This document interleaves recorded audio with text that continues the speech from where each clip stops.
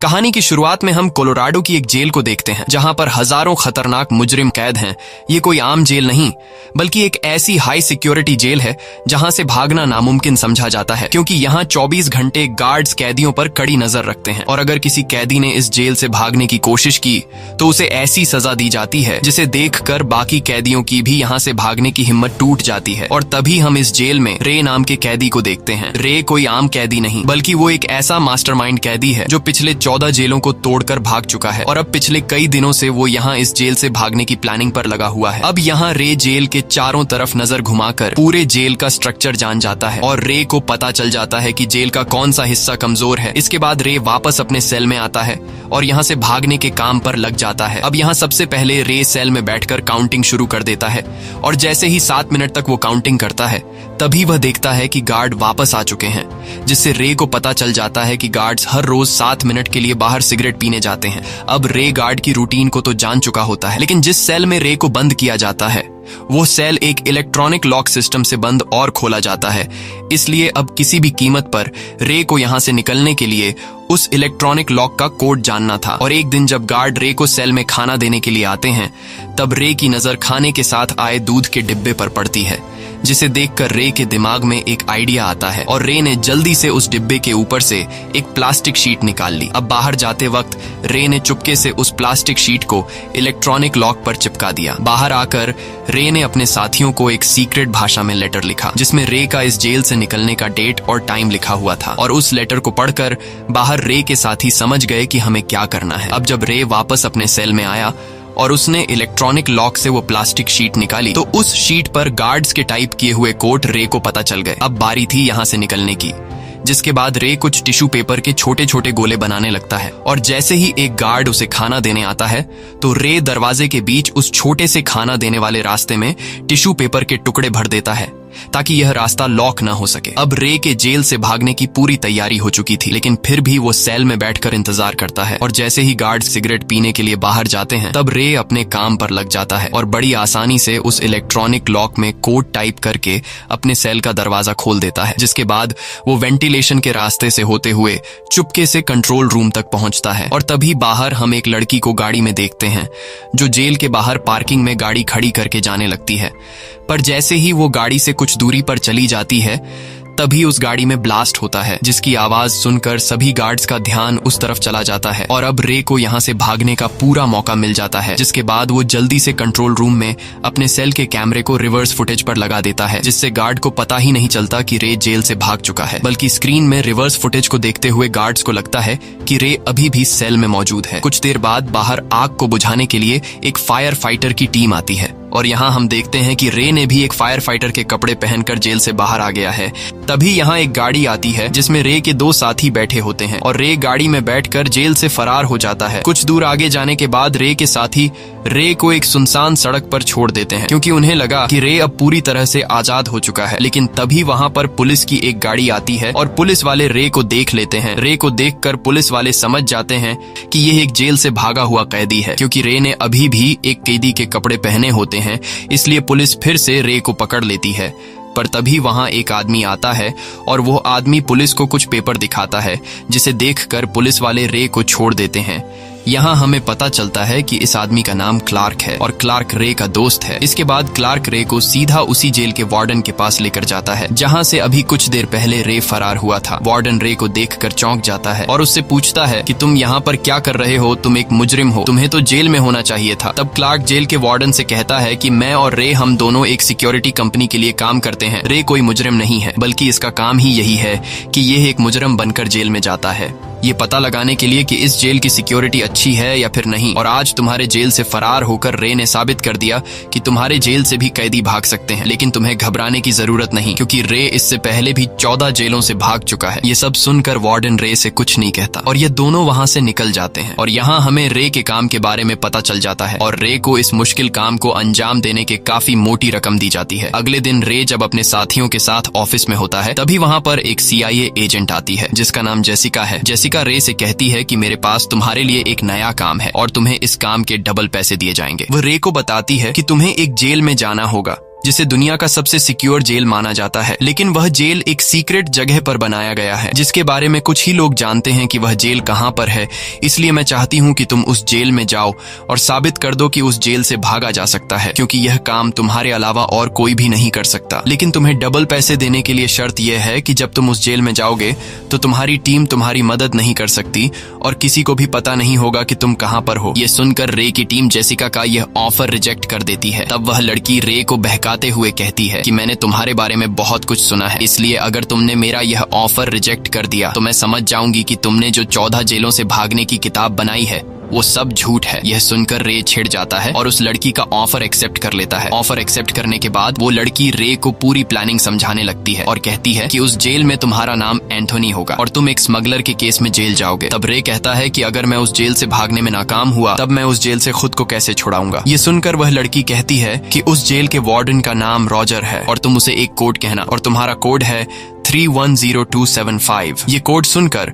उस जेल के वार्डन को पता चल जाएगा कि तुम यहाँ इस जेल में सरकार की तरफ से आए हो, इसलिए वार्डन तुम्हें जेल से छोड़ देगा। लेकिन अब उस जेल में जाने से पहले रे की टीम छुपके से रे की बॉडी में एक ट्रैकर लगा लेती है ताकि इन्हें इसकी लोकेशन का पता चल सके। और जैसे ही रे मार्केट के बीच पहुंचता है तभी वहां पर एक ब्लैक कलर की गाड़ी आती है और उस गाड़ी में से मास्क पहने हुए कुछ लोग बाहर आकर रे को पकड़कर गाड़ी में डाल देते हैं। और वो लोग सबसे पहले रे के बॉडी के जिस हिस्से में ट्रैकर डाला गया था उसे निकाल देते हैं, जैसे उन्हें पहले से पता चल गया हो कि रे की बॉडी में ट्रैकर लगा है। और अब रे की टीम ये पता नहीं लगा सकती कि रे कहां पर है, क्योंकि उनको रे का सिग्नल नहीं मिल रहा होता। इसके बाद गाड़ी में वो लोग रे को बेहोश कर देते हैं और जब रे को होश आता है तो वो खुद को एक ऐसी जेल में पाता है जहां पर कोई भी दीवार नहीं होती और ये एक अलग तरह का जेल होता है। यहाँ सभी कैदियों को शीशे के सेल में बंद कर दिया गया होता है और हर एक कैदी पर ड्रोन की मदद से नजर रखी जाती है। यहाँ पर जो गार्ड्स होते हैं वो सभी अपने चेहरों पर ब्लैक कलर के मास्क पहने होते हैं, यानी कि ये कभी पता नहीं लगाया जा सकता कि कौन सा गार्ड किस वक्त कौन सी ड्यूटी पर आता है। ये सब देखकर रे घबरा जाता है और समझ जाता है कि यहाँ से निकलना आसान नहीं, इसलिए रे हार मानते हुए जेल के वार्डन के पास जाता है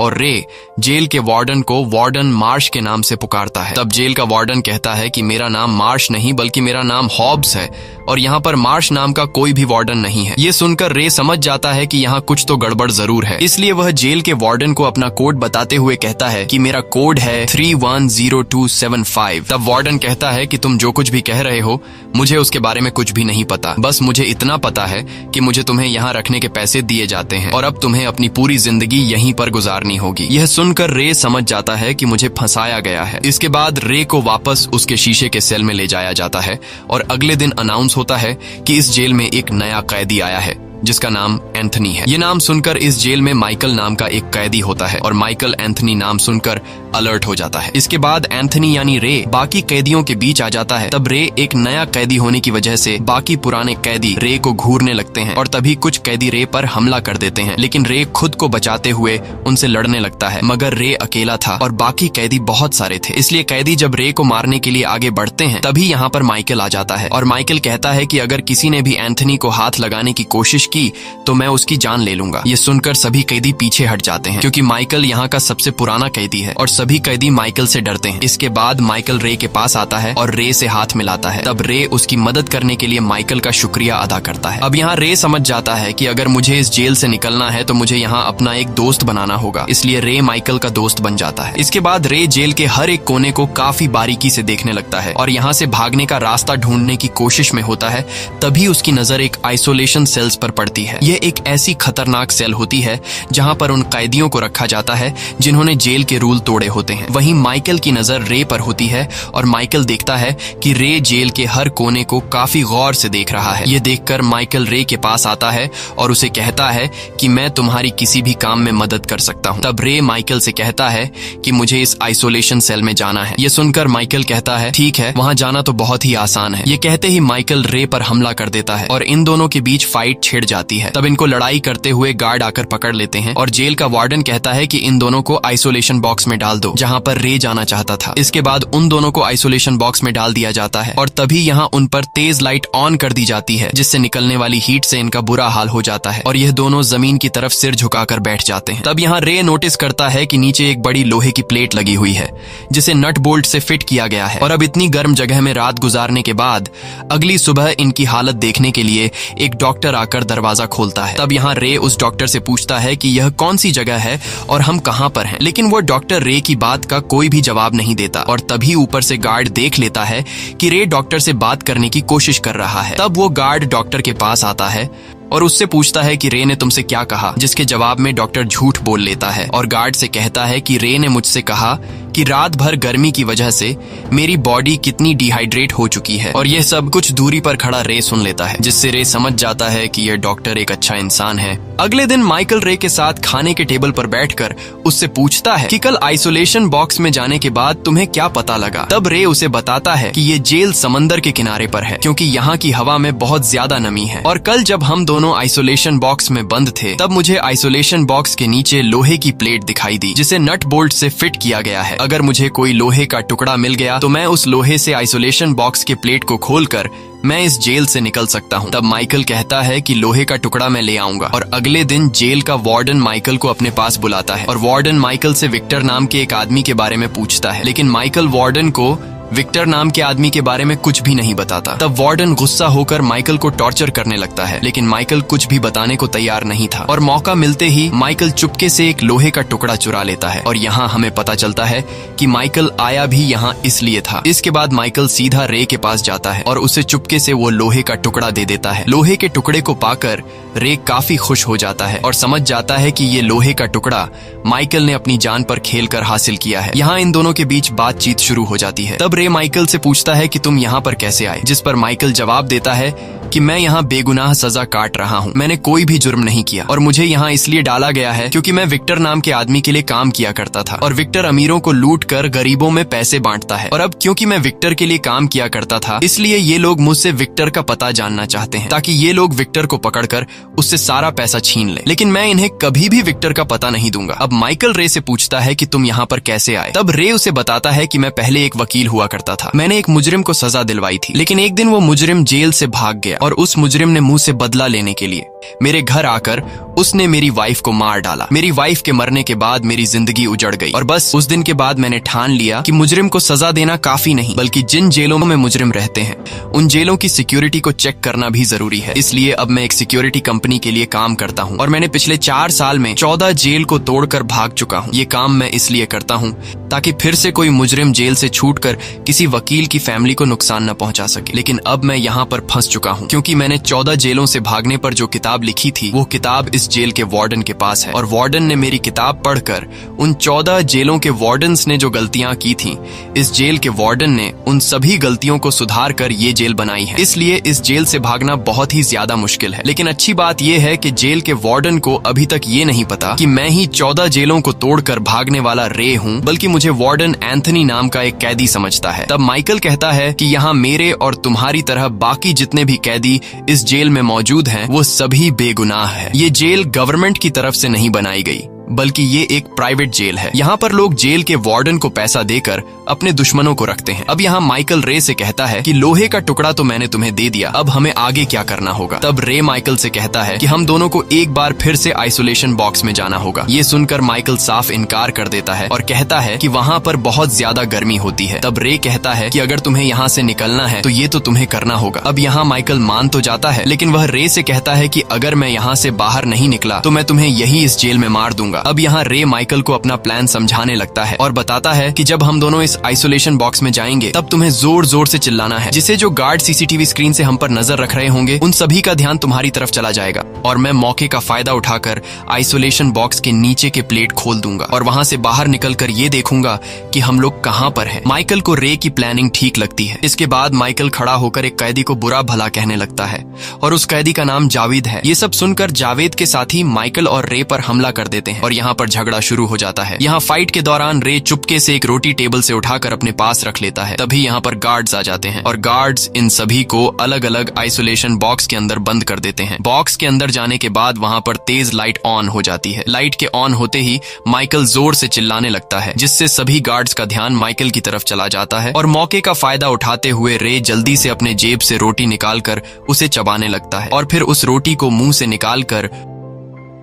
ऊपर कैमरा पर चिपका देता है, जिससे अब गार्ड्स रे के सेल में कुछ नहीं देख पाते और रे एक एक करके नीचे के प्लेट से सभी नट बोल्ट निकाल लेता है और फिर उस प्लेट को हटाकर नीचे के रास्ते में घुस जाता है। कुछ दूर आगे जाने के बाद रे को वेंटिलेशन का रास्ता मिलता है, जहां वो पाइप्स के ऊपर चढ़ने लगता है और जब वो ऊपर चढ़ रहा होता है तभी गलती से उससे एक पाइप टूट जाती है, जिससे प्रेशर से पानी निकलने लगता है और वो पानी नीचे जमा होना शुरू हो जाता है। अब रे किसी तरह करके ऊपर के दरवाजे तक पहुंच जाता है और जब वो उस दरवाजे को खोलकर अपना सर बाहर निकालता है तो उसकी आंखें खुली की खुली रह जाती हैं, क्योंकि रे को चारों तरफ समंदर के पानी के अलावा और कुछ भी नजर नहीं आ रहा था और ये जेल एक बहुत ही बड़े शिप के अंदर बनाई गई थी। ये सब देखकर रे पूरी तरह से टूट जाता है, क्योंकि रे अब यहाँ से भाग नहीं सकता था और रे समझ जाता है कि अगर मैंने पानी में कूदकर यहाँ से भागने की कोशिश की तो मैं मारा जाऊंगा। अब रे जल्दी से वापस अपने सेल की तरफ आने लगता है, क्योंकि वह समझ गया था कि पाइप के टूटने की वजह से सेल में पानी भरना शुरू हो गया होगा। और वही दूसरी तरफ हम देखते हैं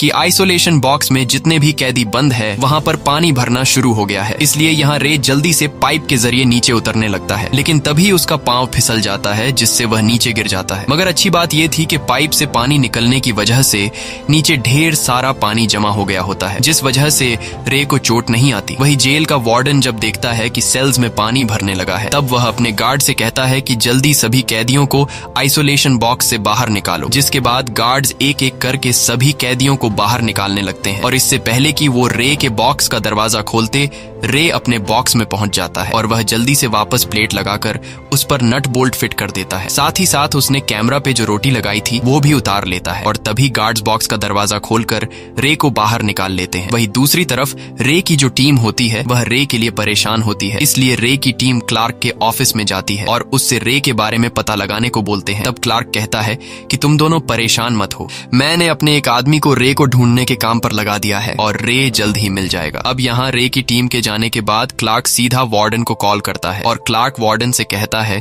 कि तुम्हारे जेल में एंथनी नाम का एक कैदी है। एंथनी कोई आम कैदी नहीं, बल्कि वह दुनिया का सबसे शातिर इंसान है, जो पिछले 14 जेलों को तोड़कर भाग चुका है और उसने 14 जेलों से भागने पर एक किताब भी बनाई है। तब वार्डन क्लार्क से कहता है कि जिस आदमी ने 14 जेलों से भागकर किताब बनाई है उसका नाम तो रे है। ये सुनकर क्लार्क मुस्कुराता है और वार्डन से कहता है कि तुम्हारे जेल में एंथनी नाम का जो कैदी है वही असल में रे है और वो अपना नाम बदलकर तुम्हारे जेल को तोड़कर भागना चाहता है। इसके बाद इन दोनों का कनेक्शन कट जाता है और यहाँ हमें पता चलता है कि रे के अपने ही साथी क्लार्क ने रे को इस जेल में फंसाया है और क्लार्क अकेले ही रे की कंपनी का मालिक बनना चाहता है। वही दूसरी तरफ वार्डन रे की सच्चाई जान चुका होता है, इसलिए वार्डन अपना एक गार्ड रे के सेल की तरफ भेजता है और वह गार्ड पूरी रात सेल के दीवार के साथ डंडी मारकर रे को सोने नहीं देता और जब सुबह होती है तब वह गार्ड रे को बुरी तरह से पीटने लगता है और रे को मार मार कर उसका बुरा हाल कर देता है और रे को इतना ज्यादा टॉर्चर किया जाता है कि वो पूरी तरह से टूट जाता है और यहाँ से भागने का सोचना छोड़ देता है, क्योंकि एक तो उसके साथ यहाँ पर बहुत ही बुरा सलूक हो रहा था और दूसरा रे ने खुद बाहर जाकर देख लिया था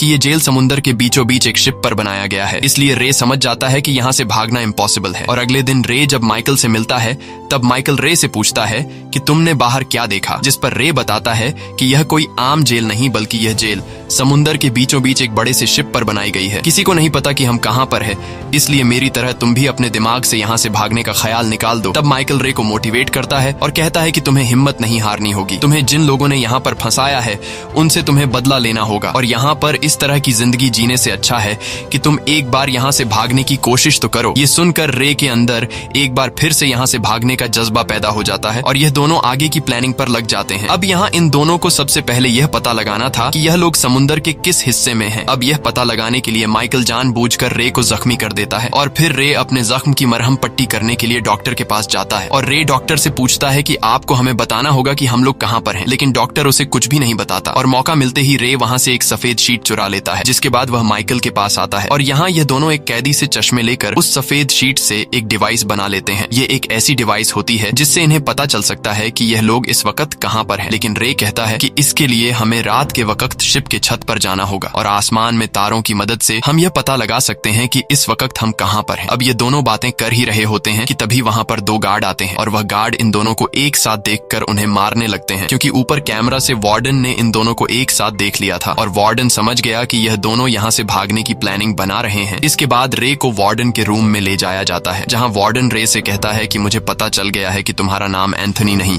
बल्कि रे है। तुम वो आदमी हो जो पिछले 14 जेलों को तोड़कर भाग चुके हो और तुम उन 14 जेलों से कैसे भागे इस पर तुमने एक किताब भी लिखी है और मैंने तुम्हारी किताब पर इस पूरे जेल को बनाया है, इसलिए यहाँ से कोई भी नहीं भाग सकता। तब रे कहता है अगर तुम्हें मेरे बारे में पता चल गया है तो तुम मुझे यहाँ से जाने दो, क्योंकि तुम जानते हो कि मैं बेगुनाह हूँ। जिस पर वार्डन कहता है कि मैं तुम्हें यहाँ से क्यों जाने दूं, तुम्हें यहाँ रखने के मुझे पैसे मिल रहे हैं। तब रे वार्डन से कहता है कि मैं तुम्हें एक ऐसा राज बता सकता हूँ जिससे तुम्हें ढेर सारे पैसे मिल सकते हैं। तब वार्डन कहता है कि बताओ कौन सा राज है, और रे वार्डन को लालच देते हुए कहता है कि मेरी माइकल के साथ काफी अच्छी दोस्ती हो गई है और वो मुझ पर पूरा भरोसा करने लगा है, इसलिए मैं तुम्हें बता सकता हूँ कि विक्टर कहाँ पर है, लेकिन बदले में तुम्हें मुझे छोड़ना होगा। यह सुनकर वार्डन ज्यादा पैसा पाने की लालच में रे की बात मान जाता है और अब वार्डन रे और माइकल को एक साथ बैठने पर कुछ भी नहीं कहता। और जब भी वार्डन रे को विक्टर की इन्फॉर्मेशन देने के लिए बुलाता है तब रे वार्डन को गलत इन्फॉर्मेशन देकर चला जाता है और यह सब रे ने माइकल को भी बताया होता है कि मैंने वार्डन को विक्टर बताने का सौदा किया है। अब इन दोनों की प्लानिंग काफी अच्छे से चल रही थी, बस अब बारी थी कि इस जगह का पता चल सके कि ये लोग कहाँ पर हैं। तब रे माइकल से कहता है कि मैंने जो डिवाइस बनाई थी जिससे हमारी लोकेशन का पता चलेगा, उस डिवाइस को तुम जावेद को दे दो। जावेद पर कभी कोई शक नहीं करेगा, क्योंकि जावेद और इनकी आपस में कई बार लड़ाई हो चुकी होती है। इसके बाद माइकल जावेद के पास जाता है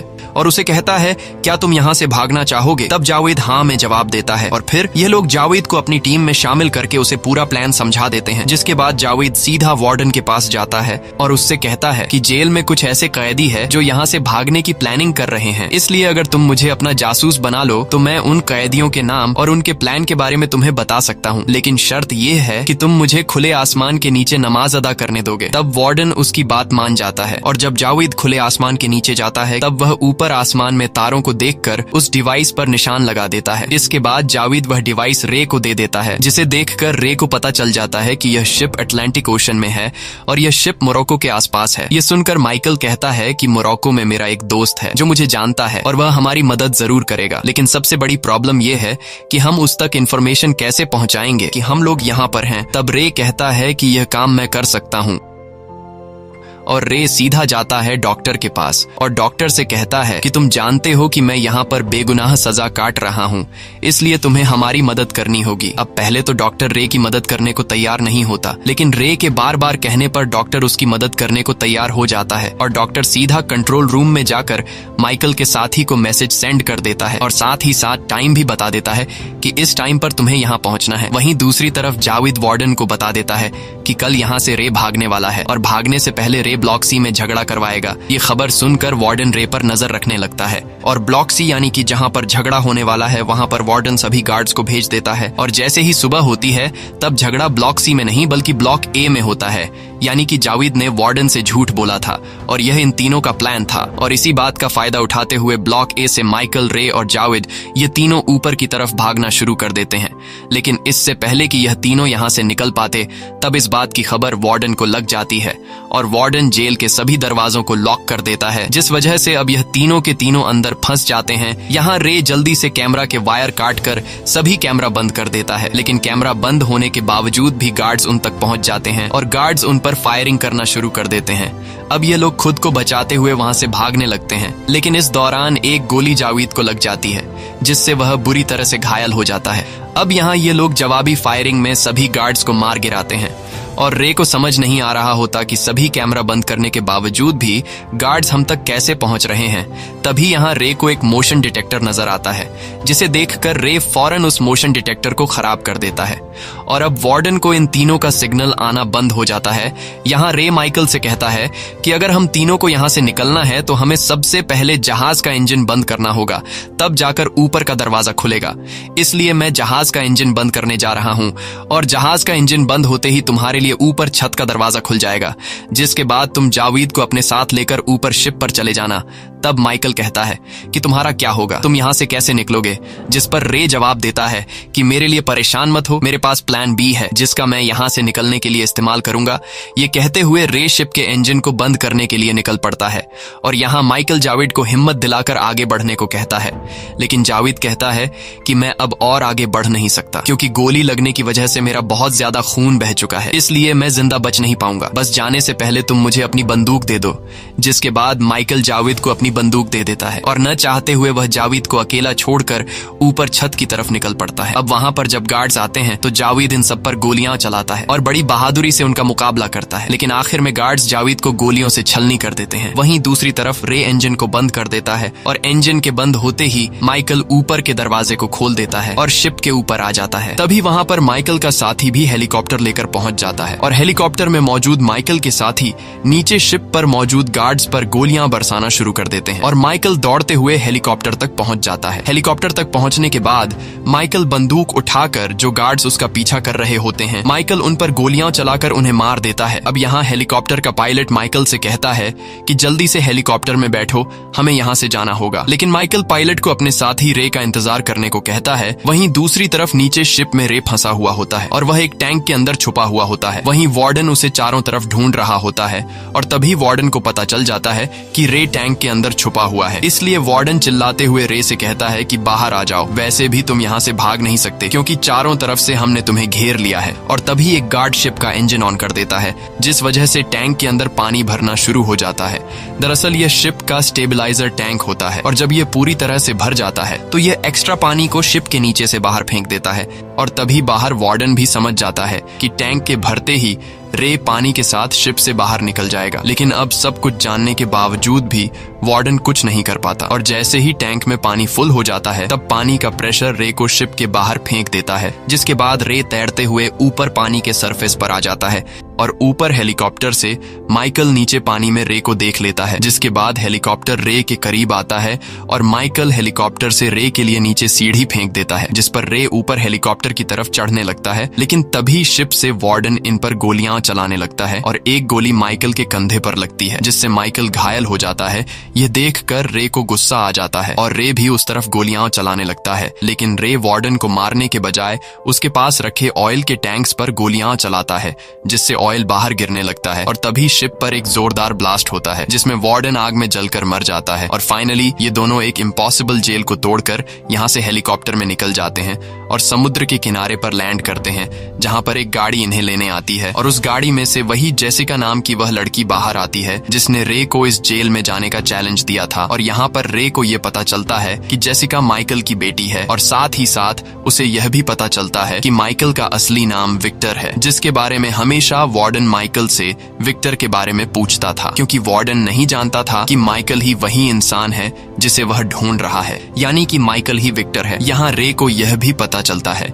कि जेसिका ने जो एंथनी नाम मुझे दिया था वह दरअसल एक कोड था, ताकि जेल में माइकल यानी कि विक्टर यह पहचान ले कि इस आदमी को मेरी मदद के लिए भेजा गया है। इसीलिए जब वह पहली बार जेल में एंथनी नाम सुनता है तो माइकल समझ जाता है कि इस आदमी को मेरी मदद के लिए भेजा गया है। इसलिए माइकल जेल में रे के साथ दोस्ती कर लेता है। यहाँ जेसिका रे को बताती है कि मैंने तुम्हें जेल की सिक्योरिटी तोड़ने के लिए नहीं भेजा था, बल्कि मैंने तुम्हें अपने फादर को जेल से छुड़ाने के लिए भेजा था और मुझे पता था कि यह काम सिर्फ तुम ही कर सकते हो। साथ ही जेसिका रे को यह भी बता देती है कि तुम्हारा दोस्त क्लार्क शुरू में तो वह तुम्हारा साथ दे रहा था, लेकिन बाद में कंपनी का बॉस बनने के लालच में उसने वार्डन के साथ हाथ मिला लिया ताकि तुम जेल से बाहर ना आ सको और वह हमेशा कंपनी का बॉस बना रहे। ये सब बताने के बाद जेसिका और माइकल वहां से जाने लगते हैं और वहीं दूसरी तरफ क्लार्क को पता चल गया होता है कि रे जेल से आजाद हो गया है। यह पता चलते ही क्लार्क अपना जरूरी सामान उठाकर भागने लगता है, लेकिन जैसे ही वह अपनी गाड़ी में बैठता है तभी वहां पहले से उसकी गाड़ी में मौजूद रे का साथी क्लार्क को बेहोश कर देता है और जब क्लार्क की आंख खुलती है तो वह अपनी गाड़ी के अंदर खुद को एक छोटे से कमरे में पाता है। यह देखकर वह जोर से चिल्लाने लगता है, लेकिन उसकी आवाज कोई भी नहीं सुनता। और तभी दिखाया जाता है